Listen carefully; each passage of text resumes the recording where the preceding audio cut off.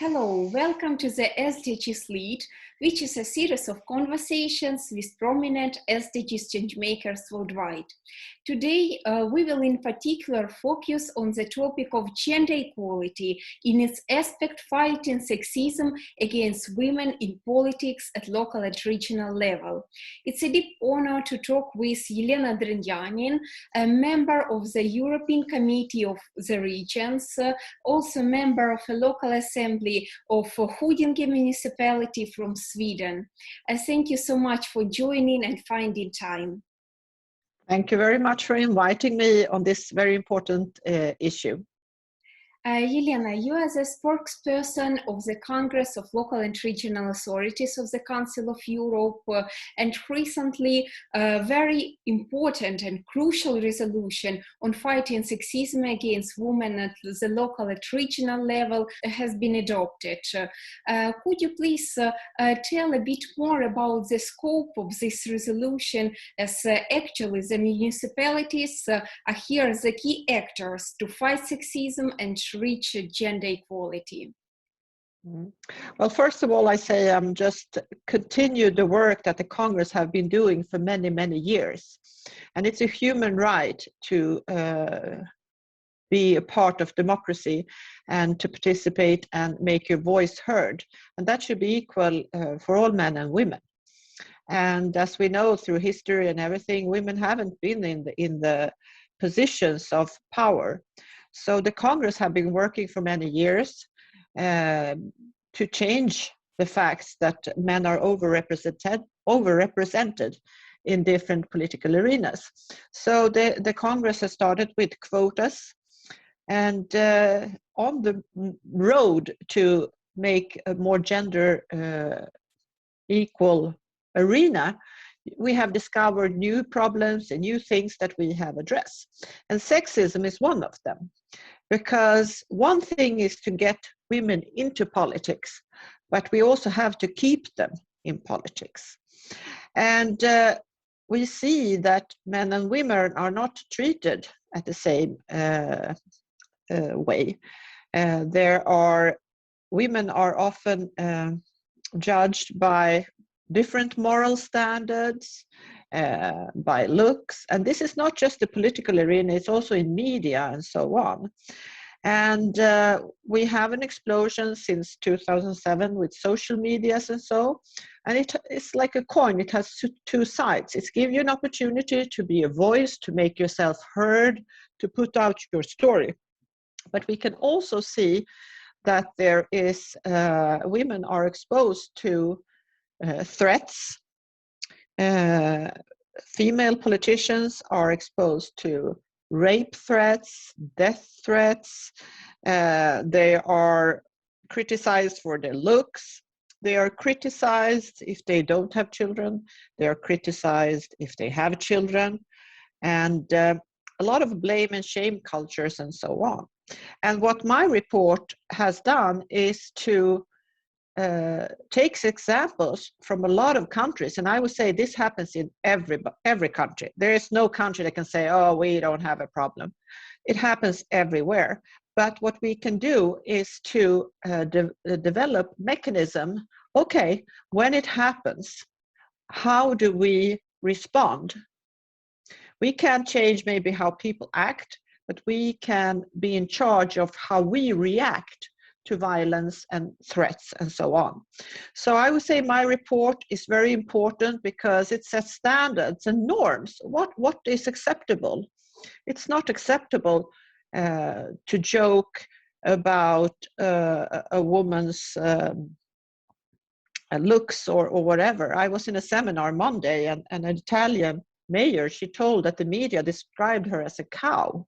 And for me, it's like, why were a journalist after 5 years at the university, or 4 years, whatever it takes to be a journalist, how can 4 years or 5 years in a university produce a journalist that describes women as cow? What kind of universities are there? I mean, we have to set norms and standards of what is acceptable, and that is not acceptable. So I think by setting norms and rules and mechanism how to address things and have a zero tolerance, then we can do something about it. Speaking about some positive commitments that should be undertaken by the local and regional authorities, probably from some mentioned in the report, what do you see some crucial and priorities for the region that or city or other kind of municipality, village that want to transform from non-equal into inclusive environment and landscape? What are the key steps and probably actions? I think awareness and also mechanisms that if we get complaints, we have to have mechanism. Okay, we got a complaint. How do we react? How do we take care of it? And I would say it starts also in the political parties. What is acceptable in a political party and what is not acceptable in political parties. Women start, or everybody almost start the political, how shall I say, maybe not always a career, but you want to change your society to be a better society. And women often enter politics to make a better society for themselves and for their children and for the future. And they start at local level. They want a better school, they want preschools, they want maybe the bus to be available so they can go to work, very practicable, healthcare and so on. And so if they start in politics and you have a party that is have sexistic behavior, the women are going to quit. That means if the women start in a women hostile environment, they're never going to go to the top. So that country will never see women on top because they quit before they started. So when they have been in the parties should have this culture and zero tolerance, but also in the municipalities, we have to have support systems when threats happen, because that happens like in all countries of Europe, threats, then you have to be protected, because a lot of women say, I quit politics, not because I was afraid for myself, but I don't feel I have the right to expose my children for these threats. And I can't protect them, and I don't have any protections. So I think that there are a lot of measurements that has been taken, and I think it's very important to take it seriously and have a zero tolerance. But I think education is very good for everybody to be aware of the system. And when I started in politics, we had a lot of educational system for all politicians, all age, because it's a difference if you are in university now. This is a normal part, at least in Sweden, to talk about gender at all universities. But if you are like my age, in the 50s and so, you know, a lot of things have changed since I was in school, or the norms and so on. So we have to keep educating and make awareness. And it was a very interesting project that was an eye-opener for me. We decided, all women from all parties, we decided to vote for that everybody should get the education in gender. And we did, both politicians, but also the civil servants. And we have a newspaper that goes to all households in Huddinge, about, I don't know, 30,000 households or whatever we have. And we tell them what's going on in our municipality. So the people that are producing this newspaper, the media section in the municipality, they went through this education and they come back and they said, we thought that we was not prejudiced, but when we put our gender glasses on, we noticed that when we photograph women in a group, like teachers or kindergarten teachers. But when we take pictures of men and have an interview with men, we photograph men by himself, like a powerful individual. But women, we perpetrate as a collective. So I think that education is an eye-opener, how we look at things and how we continue to do what we are taught to do and never critically watch ourselves. Do I reproduce some of the old-fashioned ways of looking at things? So I think that there is a will of changing things because it's a win-win situation. We know that countries that are gender equal have a higher living standard, higher education standard, higher level of democracy, higher level of well-being. And we also know that marriages that are gender equal, the man lives longer. You know, lonely men, they die very young. So if a man wants to live long, he should be a gender equal husband. He will live a long life because that's a fact. So I think it's a win-win situation, and education for everybody is important. Actually, so both men and women would benefit from gender equality, as men and women, we all constitute 50% of the population.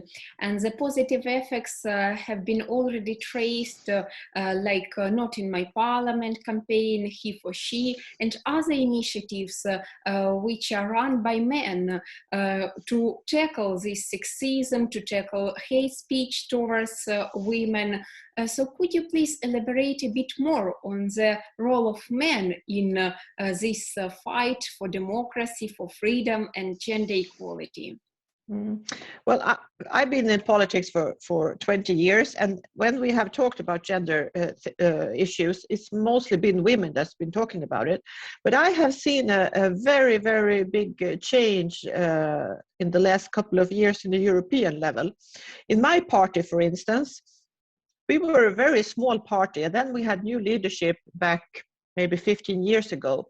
And it was men and women, but the men, they were in their 30s something, and they had children and wives, and their wives had careers too.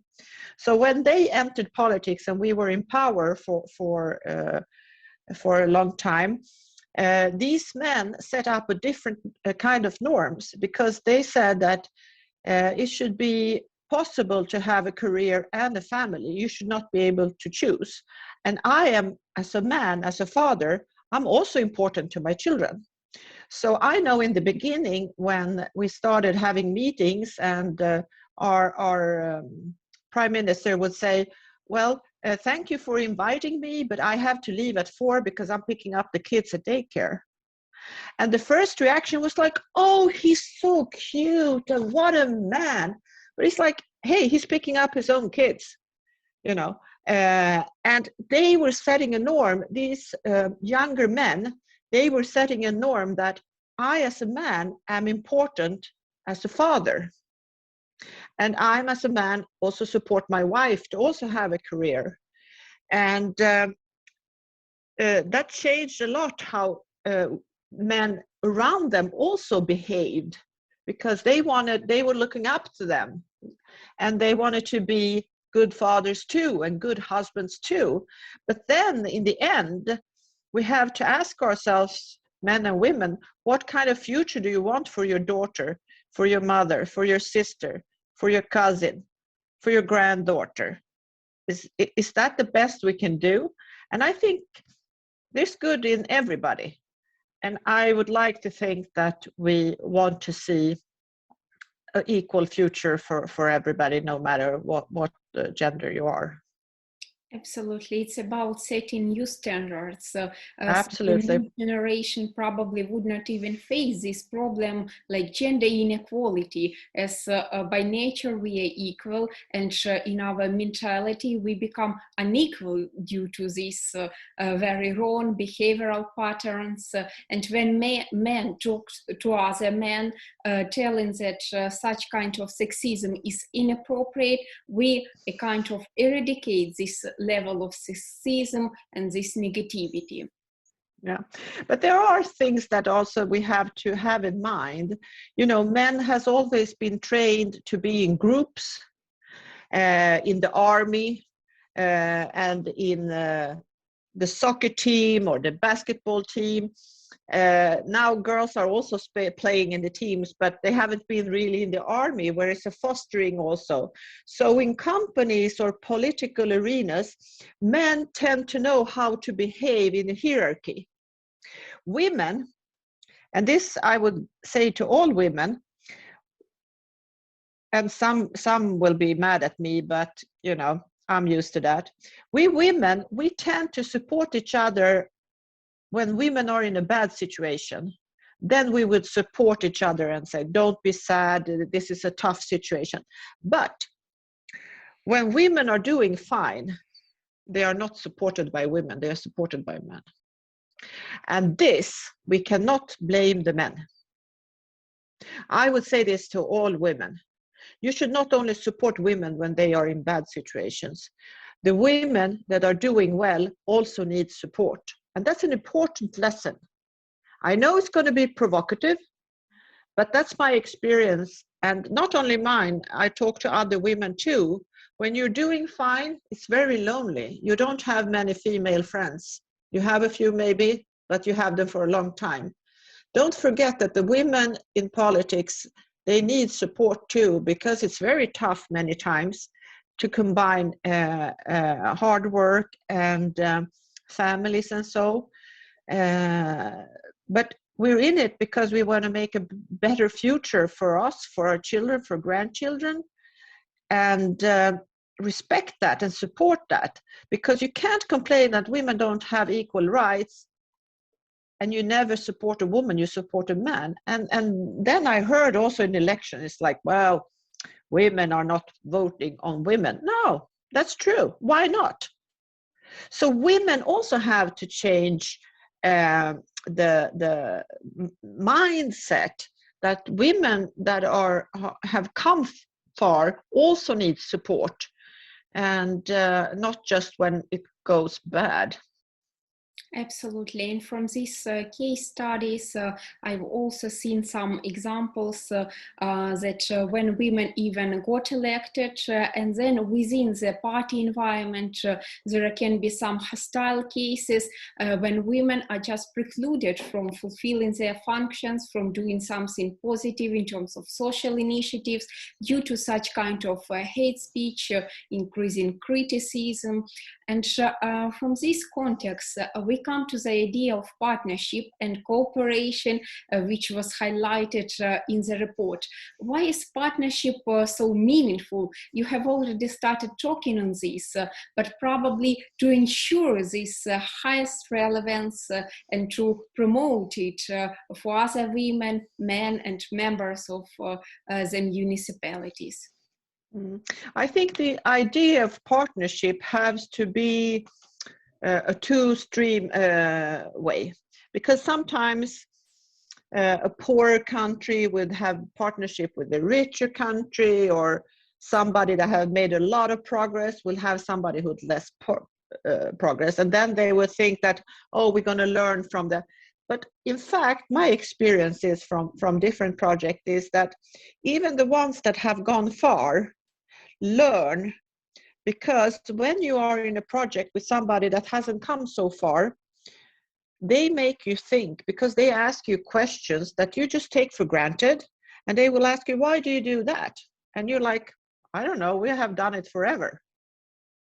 And then you have to go back and remind yourself and rethink, and maybe you will find out that maybe you can do better or do differently, but you have just doing things without really reflecting. So all kinds of good examples and sharing experience is a win-win situation for everybody, because we live in a very fast speed of life. And I think that time for reflection is very limited today. And by having a project and having time to sit down and actually have time to reflect on why you're doing things, or what you want to do, or whatever, or what you should do, gives you time for that. Because we live in the fast speed, we are instant. I mean, if you were a politician 30 years ago, a citizen could write you a letter, it would take 5 days before the letter came, then it has to go through administration 5 days, and then maybe you'll answer it within 5 days, and then you will send it back. So from the angry citizen who wrote a note or a letter until they actually received a answer could take a month. Today, citizens write in the evening where they really, or put on social media, and you have to respond like this, very fast, because if you don't, it could have exploded. So it's a very different time to be a politician. It's more stressful. You have to be much faster, but it also is a danger because you don't really have the time for reflection about deeper issues. So it's about determining the patterns and learning not only from your past experience, but also learning from reflection, comparing the experiences of regions, because all the regions have some advantages in terms of some competitive advantages, and others have others. But how to determine them without knowing what backs up the path of others? So thank you so much for also sharing your experience and your wonderful thoughts, because our motto of these conversations is we learn from each other through sharing stories and experience, and thus we brainstorm the solutions. The SDGs are highly interrelated, and reaching the inclusivity on local and regional level also means peace in a wider context. Could you please tell what does the true peace mean for you? Oh, that's a tough question. What is true peace? I would really have to think about that. I mean, when I grew up, I used to visit my grandmother in former Yugoslavia, and if I would, complain about something, she would say, "Oh, don't complain.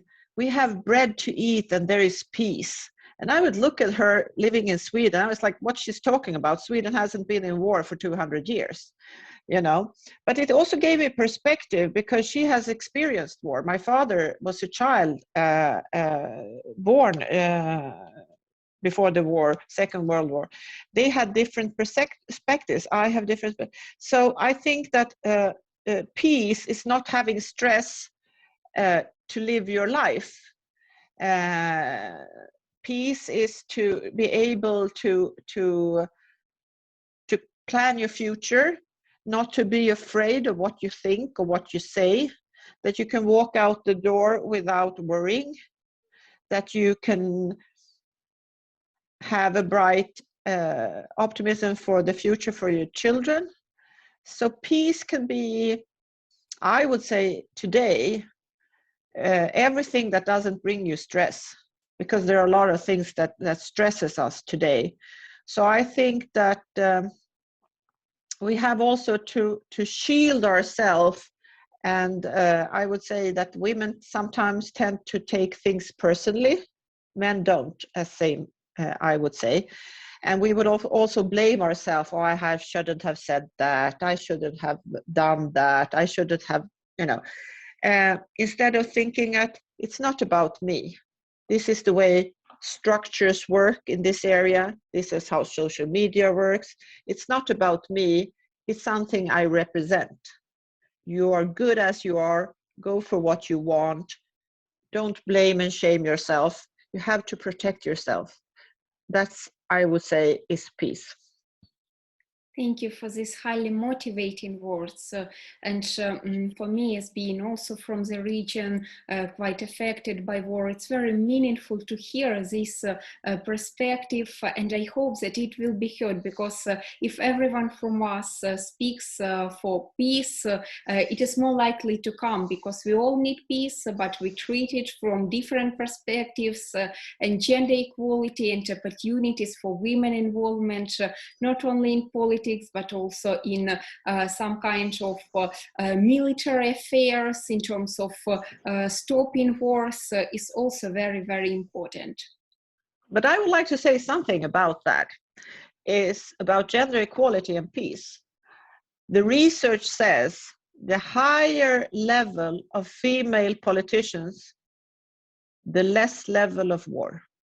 So if you want a peaceful country, make sure you have women in important political decision situations. Then that's the map to peace.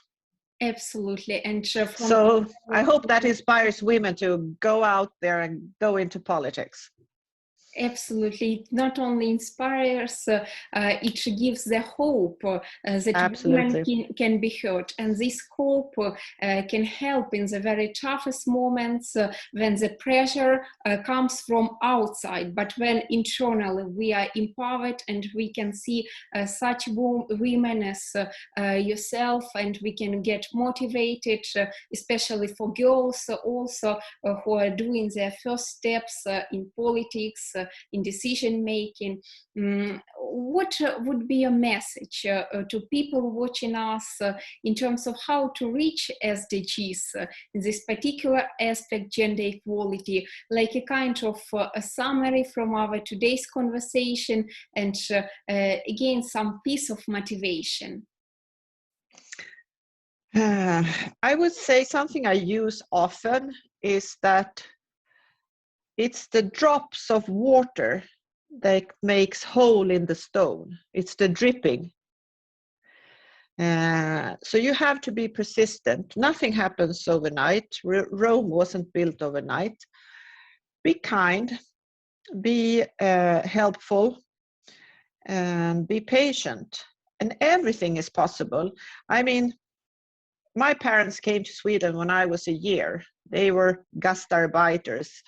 We lived, they didn't have much education, and in my world when I grew up, I never dreamt about to be where I am today. And I picked the right husband who supported me. So pick the right husband if you're getting married.